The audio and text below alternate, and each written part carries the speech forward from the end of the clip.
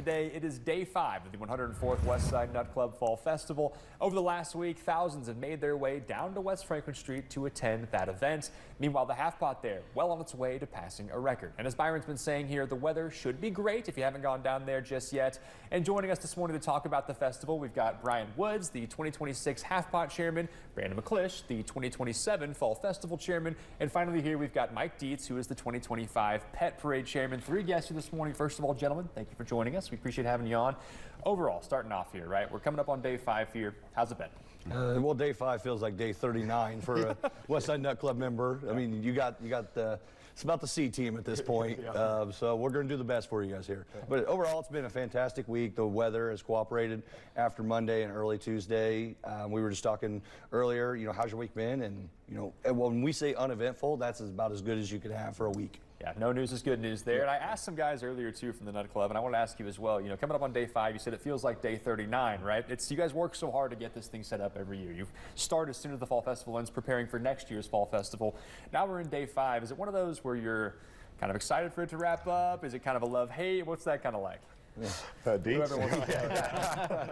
little bit of both. Yeah. We're happy to see it come. We're also happy to see it go, but we jump right into other things and community events, so we're always on the go. Very good. And of course, we've had so many events go up there. We've seen the entertainment on the stage. I know you're in charge of the Pet Parade here. Coming up, talk to me. What's that kind of look like? What's that all about?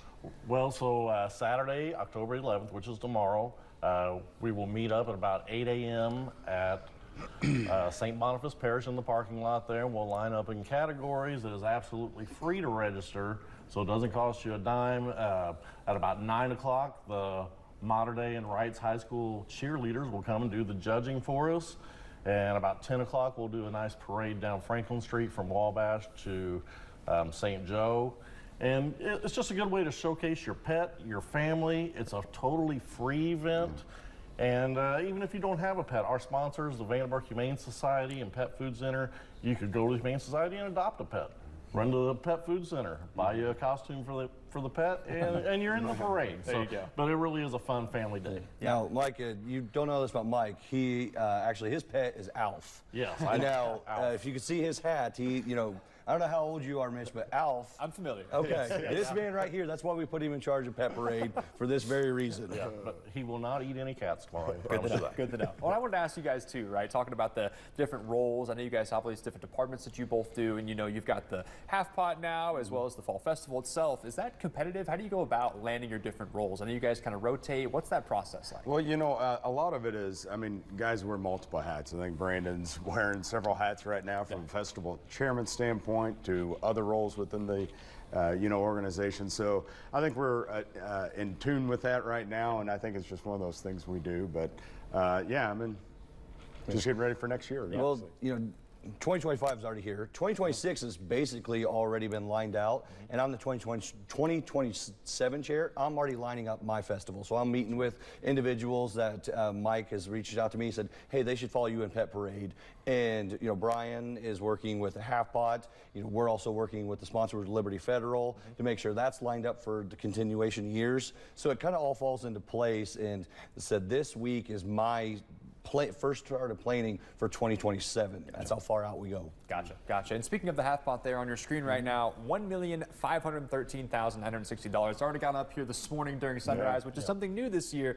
Despite the booth not being physically open, we've seen the numbers climb every single morning as folks are buying tickets online. I know that was a new thing this year for you guys.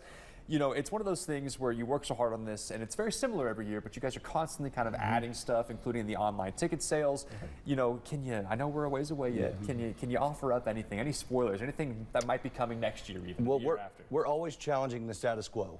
And you know, every year it's 104th festival. Obviously, it's not broken. We're not going to do a full change of anything, but as a festival chairman, and then reaching out as 2026 festival chair or whatever Mike's taking over next, we want to make sure it's continually grows and doesn't come stagnant, really. There you go. Absolutely. And really quick before we go here, got you guys here, I want to ask you, for those maybe watching us this morning who haven't made it out yet, maybe they're, in town for the weekend visiting somebody and they're happening to watch the morning news. Good morning. We appreciate you. What would you say to them to maybe get them to come down and check this out? Obviously, those around here know exactly what it's all about. They know how large it is. But for those who maybe aren't quite familiar, haven't made it down yet, what would you kind of say to entice them, if you will?